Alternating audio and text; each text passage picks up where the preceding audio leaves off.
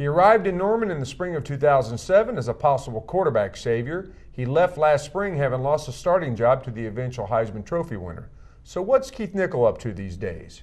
From the Opubco studios at Britton and Broadway in Oklahoma City, I'm Mike Sherman, and this is the Bedlam Nation Conversation with OU beat writer Jake Trotter. Jake, there's word now that Nichol could be ready to make his mark on the Big Ten. What's the latest on him? Had an outstanding spring game at Michigan State, which is where he transferred to. He's in a two-way battle heading into the fall with Kirk Cousins, and he threw 4 touchdowns in the spring game. So did Cousins. That's the problem. But he has a chance to be the starting quarterback at Michigan State in the fall. Keith Nichol was always a talented guy. It's just a question of running into a Heisman Trophy quarterback in the competition at OU. But he was a four-star guy coming out of Lowell High School in Michigan, and he's very talented, and he has a chance to win that job. Now, we didn't know that Sam Bradford was a Heisman Trophy winner back then. In fact, it was 3 quarterbacks: Joey Halzle, Keith Nichol, and Sam Bradford going into that competition. What was it about Nichol that made the Sooner coaches, sort of say, wow?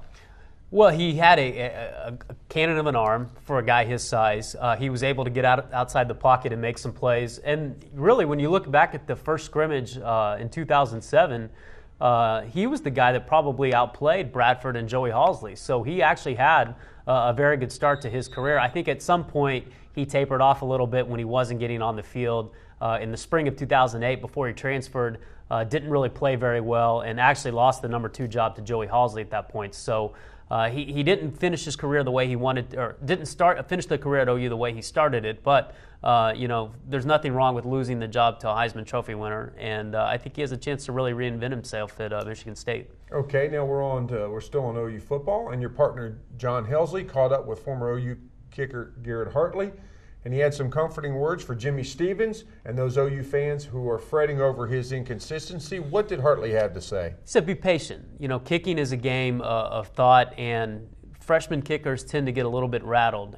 That's why people ice kickers in games, is because it's a position where it's very easily to lose your mental toughness because you may only kick 3 or 4 times a game, but they're such important plays.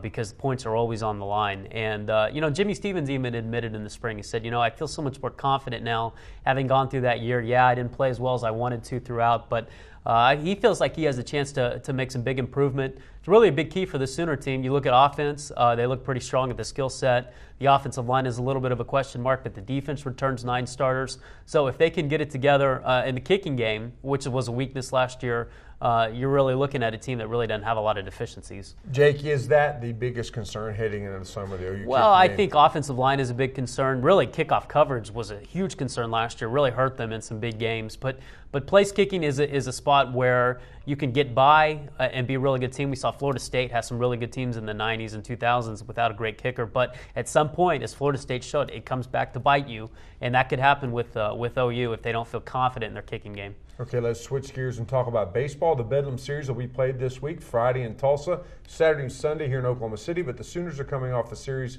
loss to Kansas. Where do they stand now in the Big 12, and what's their hopes of maybe hosting a regional look like? Well, it was like a ping pong machine watching OU in the standings this week. They lost, and they dropped from 2nd to 6th, and then they won, and they moved up to 5th. So they're right in the thick of things because the Big 12 is so clustered at the top. Texas is in first place and really controls its own destiny. But if OU wins the next 2 series, they're going to be in the conversation because they play Texas A&M, who's currently in 2nd place right now. So while it won the great series for OU because they swept Baylor the weekend before, they have a chance to still win the title and host a regional. Okay, thanks, Jake. That's all for the Bedlam Nation conversation, but you can continue the conversation at the only fan site for both schools. It's called BedlamNation.com. And follow the best OU coverage anywhere, every day it is okay, and every morning in the Oklahoman.